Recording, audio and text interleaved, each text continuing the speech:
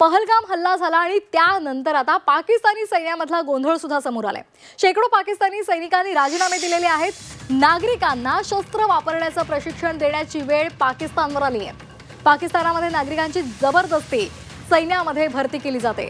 महत्त्वाची बातमी झी 24 तासवर आपण पाहतोय। पाकिस्तानकडून सामान्य नागरिकांचा ढाल म्हणून वापर केला जातोय। पाकिस्तानी सैन्य आघाडी सोडून पळालेला आहे आणि त्यामुळे आता जबरदस्ती सामान्य नागरिकांना घेऊन त्यांना युद्धाचं प्रशिक्षण दिलं जातंय, शस्त्राचं प्रशिक्षण दिलं जातंय। हे दृश्य आपण पाहतोय। पहलगाम हल्ल्यानंतर पाकिस्तानी सैन्यामधला गोंधळ हा सातत्याने समोर आलेला आहे। शेकडो पाकिस्तानी सैनिकांनी राजीनामे दिलेले आहेत आणि त्यामुळे आता तिथल्या नागरिकांना शस्त्र वापरण्याचं प्रशिक्षण देण्याची वेळ पाकिस्तानवर आली आहे।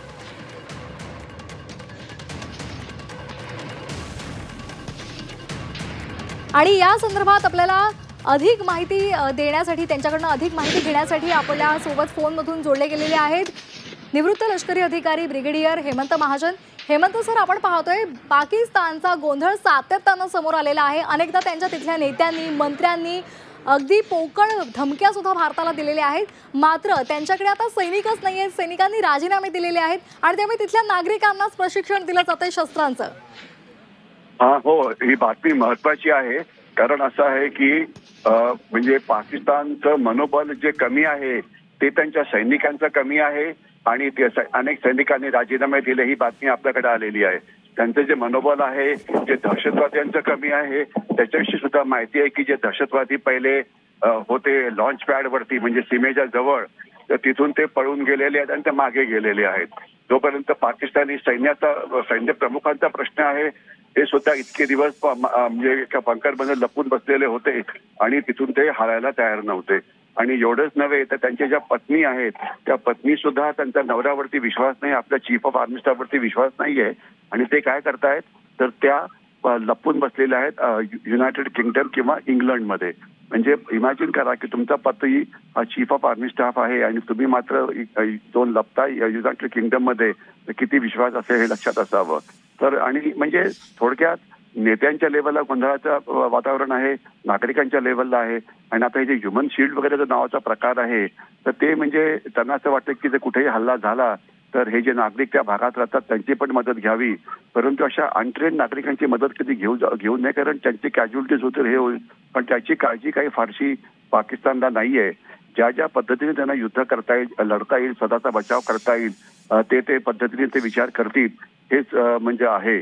पण एवढं नक्की की तिथे पुष्कळ गडबड सुरू झालेली आहे आणि त्याचा सायकोलॉजिकली ज्याला म्हणायचं मानसिक युद्धात म्हणायचं तर त्यांचं पाऊल हे आपल्याला मागेच पडताना दिसत आहे। कारण काय असतं की आपण ज्यावेळेला युद्ध होईल, ज्याला पारंपरिक युद्ध म्हणतो, त्या युद्धामध्ये काही म्हणजे मीडियात लोक फक्त पाकिस्तानकडे किती शस्त्र आहे, आपल्याकडे किती शस्त्र आहे हे बघत होते, परंतु त्याच्याशिवाय शस्त्रांच्या शिवाय तुमचे जे शस्त्र करणारा जो सैनिक असतो त्यांचं मनोबल कसं असतं हे सुद्धा बघणं महत्वाचं असतं।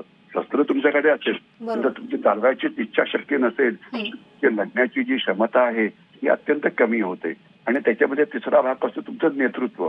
तर नेतृत्वच मागे पळतं आहे तर काय म्हणायचं। म्हणून जर युद्ध पारंपरिक झालं तर त्याच्यामध्ये पाकिस्तानची अवस्था खराब होणार आहे, त्याच्यामध्ये कोणाच्या मनामध्ये शंका नको। अगदी सर, तुम्ही अगदी महत्त्वाचे मुद्दे मांडलेले आहेत। त्यामधला एक महत्त्वाचा मुद्दा म्हणजे एक तर त्यांचं मनोबल सातत्यानं कमी होत आहे, त्याचं खच्चीकरण होत आहे आणि त्याचा भारताच्या दृष्टीनं भारताला कशा पद्धतीने फायदा होऊ शकतो?